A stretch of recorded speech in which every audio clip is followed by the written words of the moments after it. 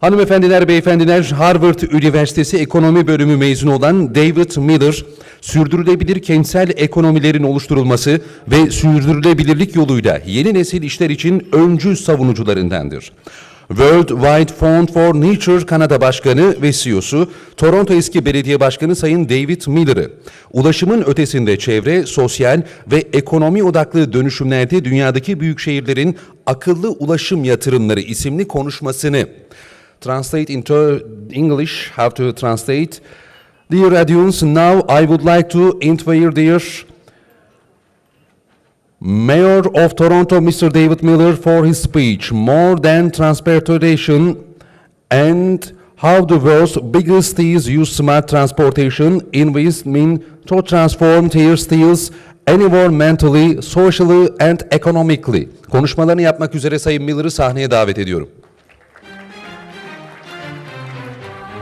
Thank you very much. Thank you.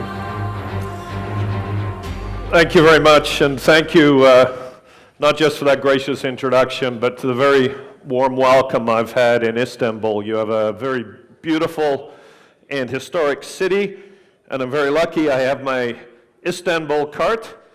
So I have been on metro, on Marmaray, if I say that correctly, on trams, not yet on rapid buses, but I have been on the cable car below my Hilton hotel. So I feel I've sampled the public transit of this city very well. My remarks today are going to try to put the panel before us and my colleague Michael from London and the panel after me a little bit in context to talk about what mayors and cities are thinking and where transportation fits. Because as a former mayor, I know very much that although transportation is very important to cities, it is in a context. And increasingly today, that context is about the economic life of the city, the social life of the city, and also the context of our environmental challenges like climate change. So I will speak a little bit about how the world's largest cities are trying to build programs that address their environmental challenges, their social challenges, and their economic challenges, often through very smart investments in transportation. And I have one or two comments at the end about where the future might be through interesting innovations that are happening in Toronto, my home city. And I just realized I didn't take the clicker, so excuse me. I think this is mine. Yes. So I wanted to include in the context some discussion of climate change because it's exceptionally important. It's one of the major issues facing the world today, and the impact is often felt in cities, and we see cities preparing for this impact very, very much. In the same way that Istanbul has learned after 1999 it needs to prepare for the impact of earthquakes, and in the rules for new buildings, for example, I understand they've been significantly strengthened. Cities around the world are responding to the challenge of climate change. And why is this relevant to transportation? It's relevant for a very simple reason. According to the C40 group of cities, who I'll speak more about in a moment, about 70% of the world's carbon pollution, greenhouse gases, can be attributed to cities. And within cities, most of those carbon emissions come from how we heat and cool buildings, how we generate electricity, and how we transport ourselves.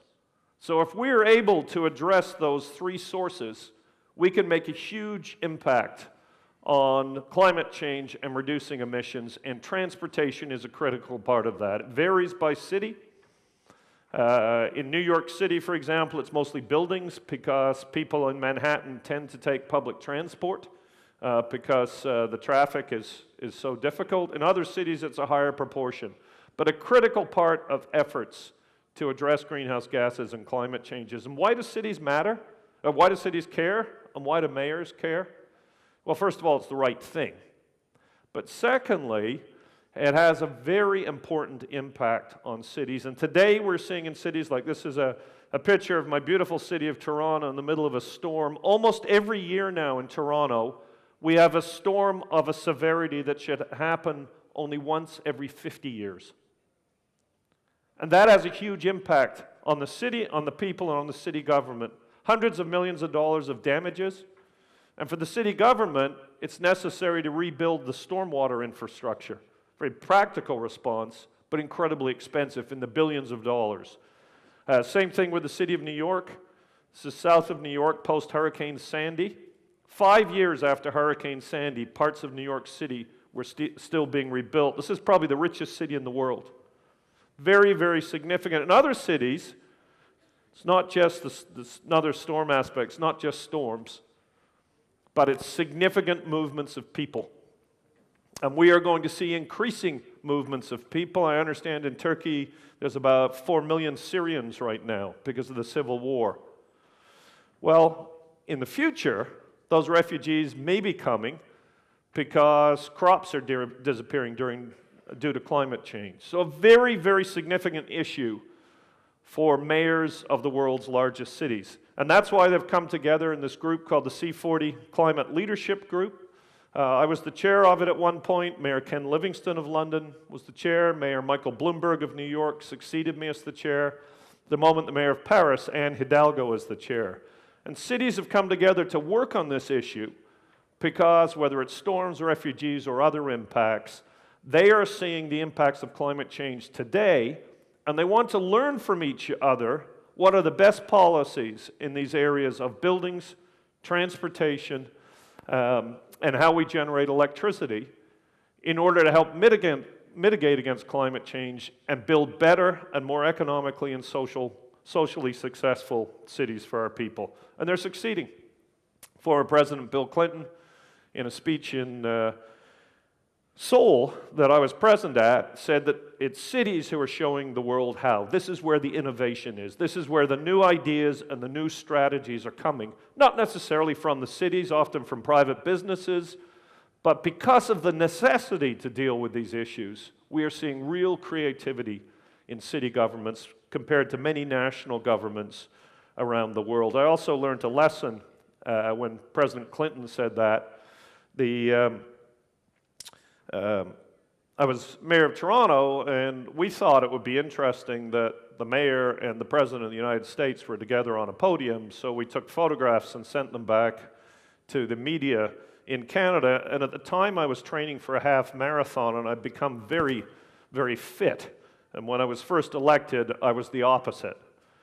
And so we sent the picture of me and President Clinton to the largest newspaper, and they ran it on the front page the next day, which was very, very helpful. Unfortunately, they cut President Clinton out of it. And they had a picture of the non-marathon training David Miller with the marathon training, and they said, "Hasn't David Miller lost weight?"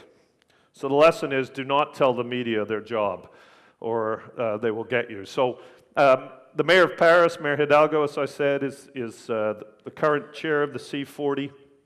And she makes this point. The cities and the mayors face similar challenges and have to find innovative ways to solve them. And this network of cities helps share knowledge, helps collaborate towards a greener and healthier future. Paris is showing leadership. As you may know, they're working to banning diesel cars.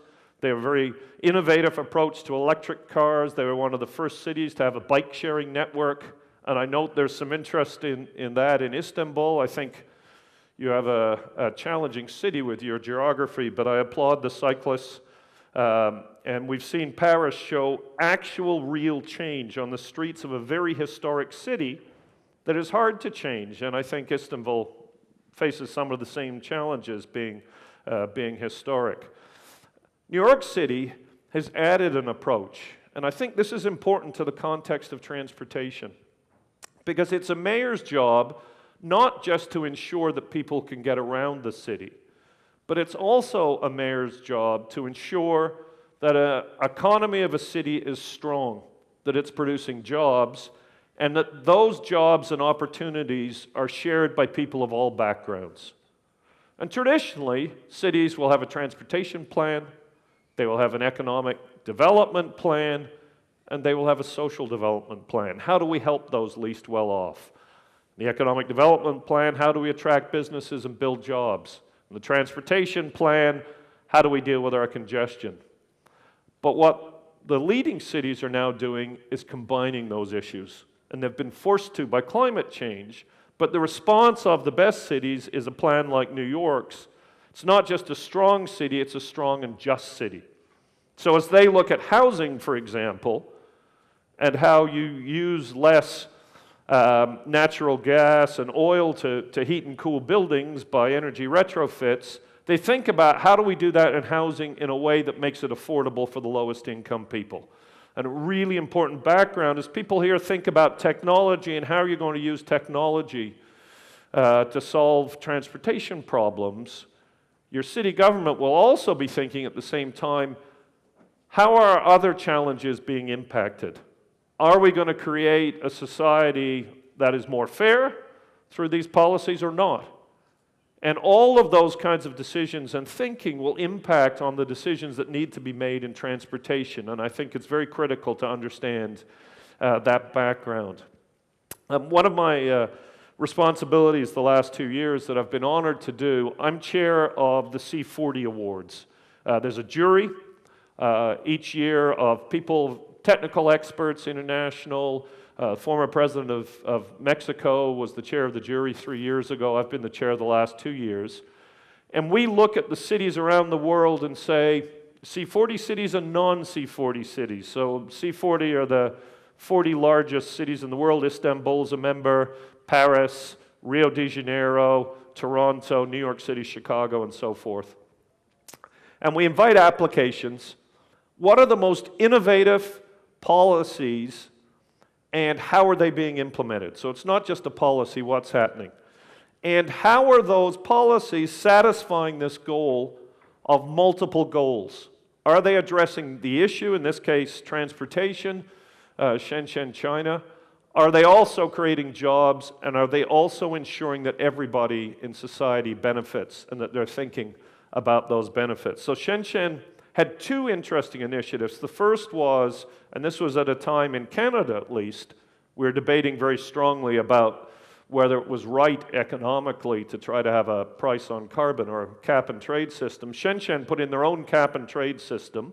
They were an area designated by the Chinese central government that was allowed to innovate. And in, I think, 3 years after their cap and trade, it was only on the big industries, their emissions plummeted and their productivity went up, and they actually created jobs.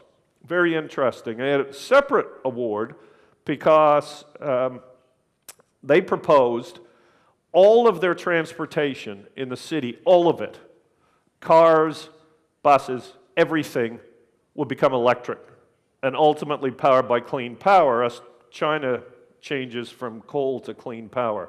An incredible proposal. Now that's China, perhaps a little bit easier, certainly easier than Canada. It would take us years to make that transition.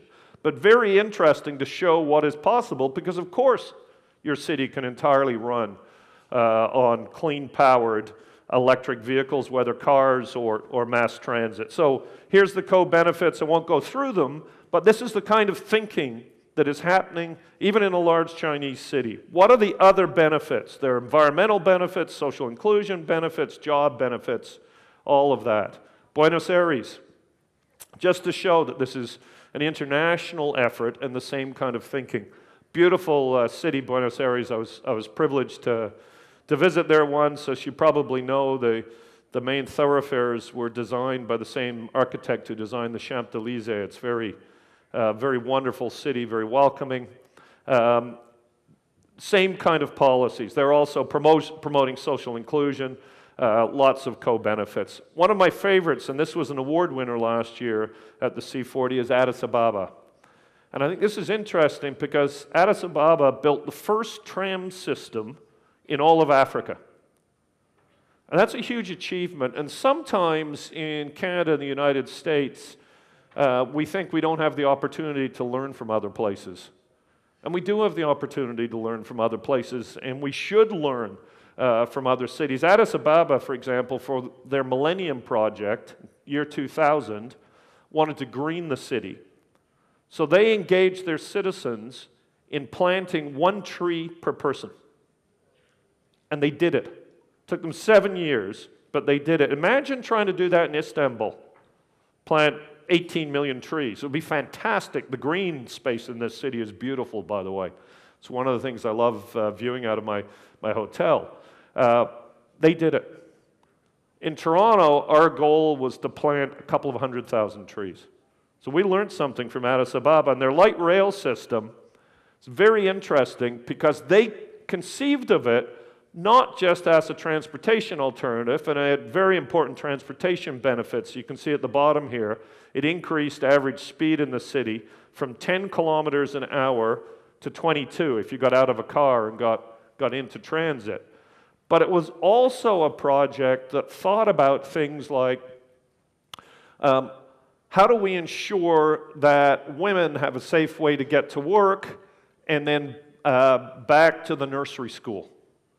And it conceptualized thinking about how their society could be a place that was more successful in their city. So it wasn't just about transportation. For them, this was innovative. No light rail tram in all of Africa. And what I liked about it was an example that can be replicated throughout Africa because of the leadership of the mayor of Addis Ababa and his city. And I wanted to talk about this in a little bit more detail, and to do that I need to talk about my own city, Toronto, and then I'm going to talk a little bit about one insight on technology that will echo something said in the previous panel. So this is Toronto. This bridge is walking distance from my house. It's not quite as magnificent as the bridge across the Bosphorus, but it's a pedestrian bridge. This was built quite recently and opened in 1994, and before that you actually couldn't get across this river. It's a beautiful place, and it's my favorite part of the city. And even in the middle of January, when we have bitter snowstorms, there will be people on this bridge because it's so beautiful. So how did Toronto approach this, and is still approaching it? Well, first of all, we had to have a strategy to address climate change, and within that strategy, we looked at all the aspects: buildings, how you generate electricity, transportation. Very critical. It was called Changes in the Air. Started in 2007, had certain goals. By 2012, the emissions in Toronto had dropped by 15%. That's not the government's emissions. It's the emissions of the whole geographic city as a result of this plan, which included closing a coal-fired generating plant. So it worked. It achieved its goals, and there's now a new iteration that's working to progress more. How did it do it? It addressed a whole range of things. New building standards. Ours were about lower emissions. Istanbul's were about earthquakes. Same kind of idea. We had funds to invest that would be paid back out of, invest in energy reductions in buildings that would be paid back out of those energy reductions. We had all sorts of public transit improvements. We had green energy.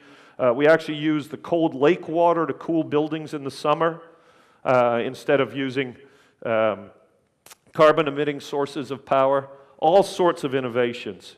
And those resulted in the drop in emissions I was speaking of. We also had to prepare to adapt because of these storms.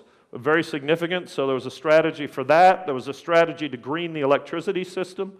Very important. We own the electric utility, so we were able to do that. In a lot of North America, they're privatized, which makes it much harder. And then very importantly, we had a public transit strategy. And I have to say, I've just seen the Istanbul goal to have 1,000 kilometers of metro. That's incredible. It's really incredible, and I hope you succeed in building that. I think it will be transformative.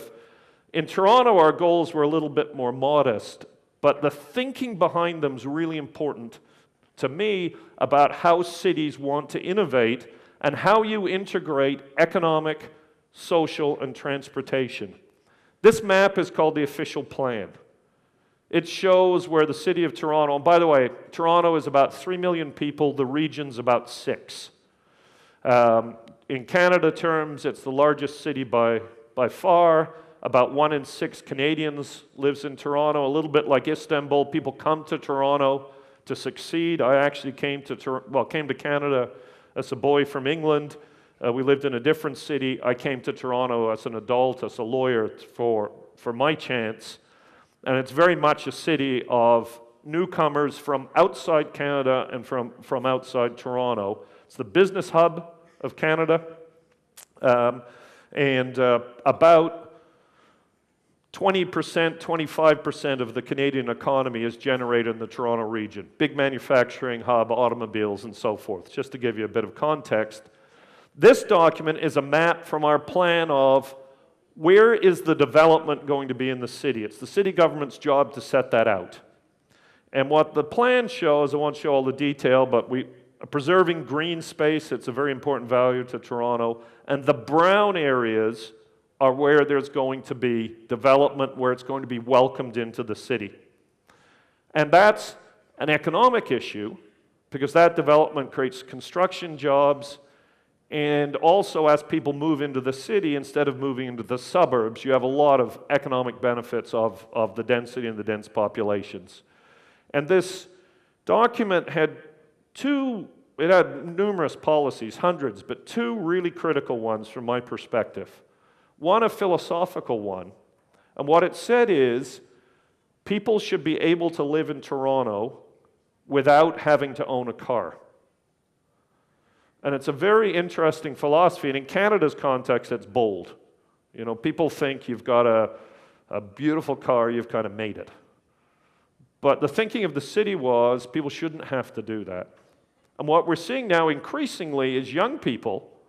In my generation, you wanted a car, it had to be a convertible Mustang, and you wanted it when you were 16. Young people today are choosing not to have a car. Some of them don't even drive. And they're using ride-sharing apps, they're riding public transit, they're walking, they're riding bikes. It's very interesting. It's a very interesting change. And you can't have a city in which you don't need a car without having an excellent public transport system. It's not possible. And the second principle here was we welcome development, we want new building, we want new people, we want the wealth that they bring, but that development should be where there is rail-based rapid transit, either metro or trams. Very important principle. But the challenge for Toronto was, I think, a bit like Istanbul. We had a good network, but we needed to greatly expand it.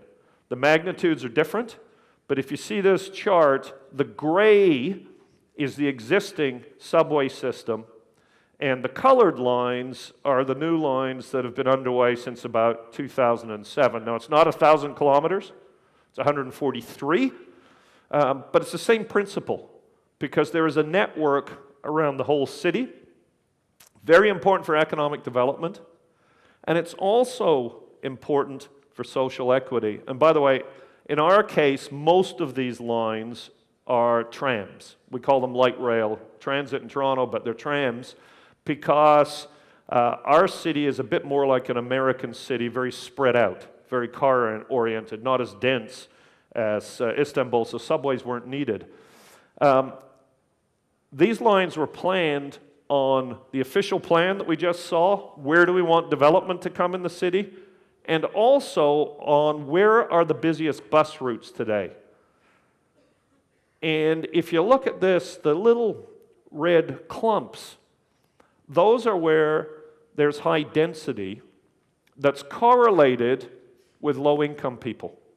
So what this map is doing, if you'll see they overlay very closely, because it was planned on where we want to invite development and on where the busiest transportation routes are, and those transportation routes, because they're bus-based, tend to serve low-income people, what this plan was doing was not just providing a job for economic development and growth, but also providing rail-based rapid transit to the lowest income neighborhoods in the city, which is very important to them to connect them to the fabric of the city.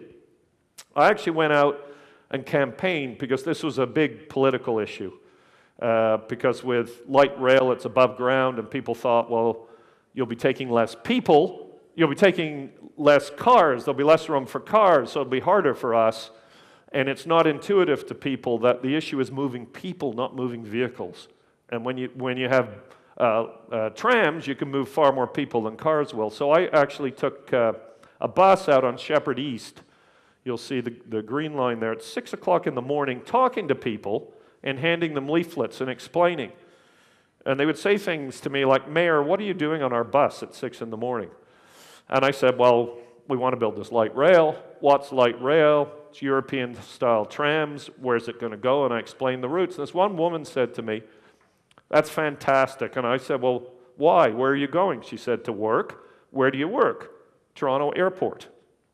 So she got on Shepherd East as far as you can get to my left and was going to where the Transit City button is, as far north as you can get to my right. "How long does that take you?" 2 hours. I said, "Wow. So you got a long day." And she said, "That's just my morning job." The afternoon, she worked downtown as a cleaner and then had to go back. So in a full day, she covered the whole city. And she had to do it mostly by bus because only a little part of it was rapid transit. Now, that woman might have had the opportunity to do some education in the evening, something to give her a chance to get one full-time job. But she couldn't because she was stuck on the bus. So from our perspective at Toronto, this plan connected environmental issues because it lowers greenhouse gas emissions. It also takes polluting vehicles off the road. It allowed investment into the city, and it would help people like her have better opportunity in life. And that is how the mayors are thinking in terms of transportation. How does it fit in to addressing climate change, to addressing jobs, to addressing social inclusion? So Shepherd, I mentioned where it was. This is how it looks today.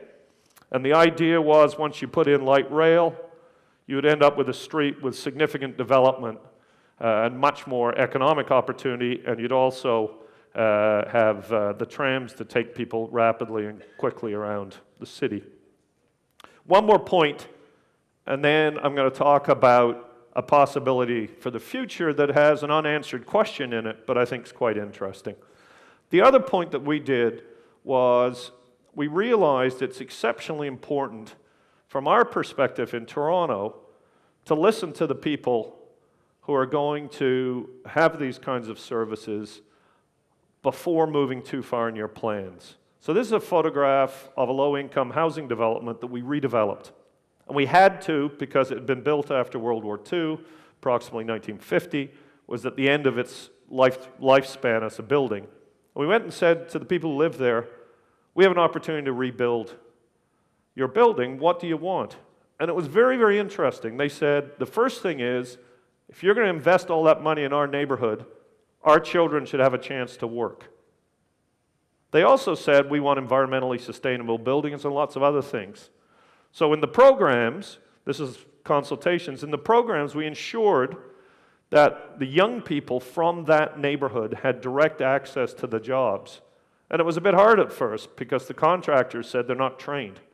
But they trained them. And the contractors said to me that their employees said it was the best thing they ever did, and very important for the neighborhood. And the neighborhood had great confidence in the project after that because they saw benefits in their neighborhood as well. So final point I wanted to make. First takeaway for me is, as we think about innovation in transportation, it has to be in a much broader context. And that context starts with climate change. It includes the fact that cities and city mayors are thinking about how we make economically successful cities that benefit all. And all of the transportation changes have to be in that context. The second point I wanted to make is just about, this is something that happened 2 weeks ago in Toronto. Our waterfront is being redeveloped, and it's 2,000 acres. So it's sort of like all of the historic area, the other side of the Golden Horn, being empty land. It used to be used by oil companies, and that business is gone. Tank farms, and there was a grain silo there. This is just a little part of it. It's 2,000 acres. And the development agency ran a public competition, and the public competition was won by a company called Sidewalk Labs. And this is their rendition, and thank you, Sidewalk Labs, for the use of your drawing that I took off the internet, but I will get permission. What Sidewalk Labs is, it's a subsidiary of Google. And their idea is we're going to take this completely empty post-industrial area, and we're going to think about redevelopment of that area through the lens of the internet, and that's where we're starting. Now, I asked them what they meant by that, and they don't know yet. But for those of you in the IT part of innovation, I encourage you to follow this project, because this is the place with 2,000 acres that Google is looking to see, what does this all mean? What do autonomous cars really mean? You know, will we end up with big traffic jams of smart cars' stupid system? Can autonomous cars possibly replace mass rapid transit? And from my perspective, no, they can't at all. What does having mass data of hundreds of thousands of people living in 2,000 acres, what does that allow you to do about transportation? Nobody knows the answer yet. And that experiment is being conducted right in downtown Toronto as we speak and over the next several years. And it'll be really interesting to see, because unlike Istanbul, unlike Paris, unlike New York, unlike Addis Ababa, unlike anywhere else, they're not trying to do this over a built-up city. It's essentially blank land, highly polluted land, but blank. And one of the things that's going to help them, I think, is Toronto's approach to open data. And this was spoken about in the previous panel on a number of occasions. We, about 10 years ago, opened our data to the public. It's done in a way that data sets are produced. It's not real-time. Some of it's real-time, but it's protected for security reasons and obvious reasons. But it's public. Not all of the data, but huge amounts of it. And it's produced quite extraordinary results. And I'll give one example, and then I look forward to the questions. We created a new app for our existing tram service. We call them streetcars, called Next Streetcar. And what it would do is it would tell you when the next streetcar was coming in real time, not scheduled, in real time, by texting a number on your phone. And that was to be announced on a Tuesday at 10 a.m. Monday night at midnight, the Transit Authority, the Toronto Transit Commission, released its open data on streetcar times, including real-time streetcar data about where they were. We had a press conference at a streetcar stop at 10 a.m. to announce this project we'd been working on for 6 months. And one of the reporters came up to me and said, with his phone, said, "Mayor Miller, is this your app? I've been using it. It's great." And the answer was, no, it's not our app. Somebody between midnight and 10 a.m. had invented an app that was at least as good as the one we'd spent 6 months on. And I found that a fascinating example, because I'm not persuaded that advanced IT can replace mass transit, trams, and metros and heavy rail, because the capacity is immense. But open data, combined with advanced IT, in a place like Toronto's waterfront, has immense possibilities. And I think it'll be fascinating to see when we combine open data, the innovative experiences, particularly of young people, with a place like downtown Toronto that is an experiment. It's going to be fascinating to see what solutions come from that. And because the cities of the world are united and working together and listening to each other, those solutions are going to spread immediately. So those are my thoughts. I really appreciate the honor of being here today. I was fascinated to hear the work that's going on in Istanbul. You do have such a beautiful and historic city. I can see why there's traffic challenges, but that's part of being successful too. So thank you so much for your time and attention, and I really appreciate the opportunity. Thank you. Thank you, Mr. Miller. I would like to thank dear Mr. David Miller, and I want to ask him a few questions. Okay. Yes, please. Actually, three questions. Kıymetli misafirler, Sayın Miller'a 3 tane soru soracağız. Şimdi bu soruları ben tek tek kendilerine sormak istiyorum. Tabii kendilerinin cevabını bu noktada çokça merak ediyoruz. First question, Mr. Miller. What is the future of megacities and how will it affect us? So, Istanbul is one of the world's great cities, and I think the big challenges that a city like Istanbul faces are similar to all of the other world's large cities. It's certainly my experience as former chair of the C40. And I think this conference is so important because transportation is such a key part of the solutions. So the big challenges, from climate change, there's storms, refugees, there's economic challenges today, there's social challenges. And if you are able to construct a city that allows people of all types to be mobile and helps create jobs, you're going to start to face all of those challenges. So I think those challenges are in common with all the great cities of the world. They're approaching them, the answers in different ways, but transportation's a really important part of it. Okay, thank you. Second question. İkinci soru değerli misafirler. What is the importance of the transport systems in the development of the world megacities? I think a city's growth will be immensely hindered if you can't have excellent transportation systems, both mass transit and the supplementary systems that are efficient from an environmental perspective and efficient from an economic perspective, because at some point in time you cannot accept the influx of people. And what we've seen over the past 30 years is a trend globally of growth in megacities, particularly in Southeast Asia. And it's true here in Istanbul, it's true in a different scale in Toronto. People are flooding to the cities. The world is more urban today than not, and that's for the first time as of 10 years ago. Always it was more rural and urban.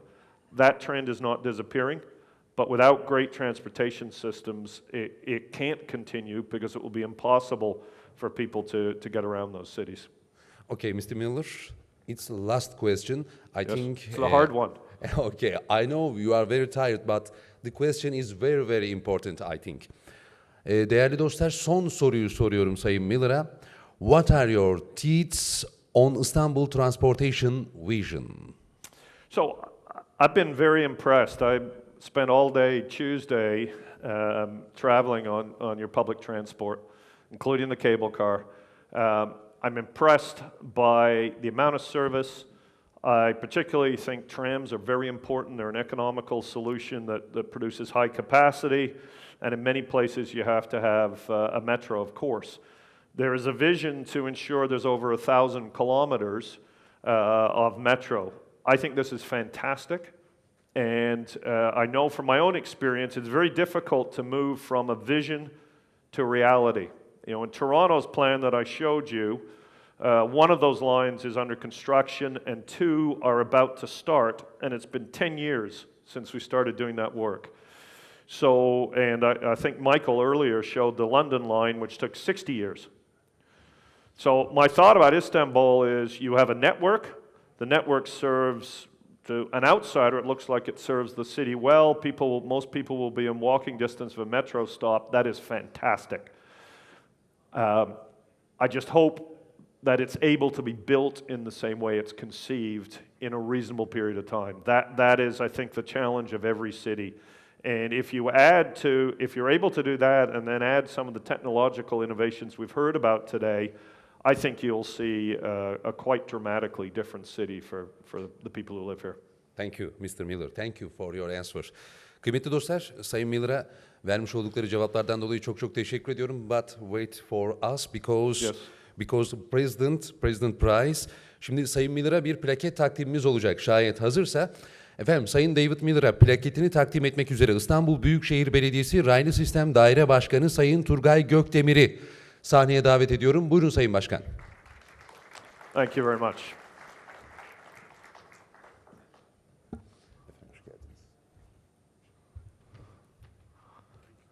Well, thank you for the warm welcome. People have been very gracious. It's appreciated. İstanbul Büyükşehir Belediyesi Raylı Sistem Daire Başkanı Sayın Turgay Gökdemir, Sayın David Miller'a yapmış oldukları sunum ve değerli konuşmalarından dolayı bir plaket takdim ediyor ve ayrıca İstanbul'un mazisi olan, hatırası olan, İstanbul için büyük önem taşıyan bir de tramvayımız var. Nostaljik tramvayımız. Bunu da Çam Sakızı Çoban Armağanı Sayın Miller buradan Kanada'ya giderken yanında götürebileceği ve bizi anımsayabileceği, TRANSİST 2017'yi tekrar ve tekrar hatırlayabileceği tramvayımızın bir maketi var. Kendisine hediye edeceğiz. Yakın bir zamanda kendileri İstanbul'a geldiğinde nostaljik tramvaya da binerler. Yakın bir zamanda, çünkü daha önce de söylediğim gibi tramvay faaliyete geçecek. Sayın Miller'a Sayın Başkan şimdi de tramvayı takdim ediyorlar ve bir de tabii ki hatıra fotoğrafı alıyoruz. Çok çok teşekkür ediyoruz. Alkışlarla uğurluyoruz Sayın Miller'ı ve Sayın Başkan'ı. Çok çok teşekkürler. Thank you. Çok teşekkür ediyoruz efendim. Sağ olun. Sağ olun Sayın Başkan.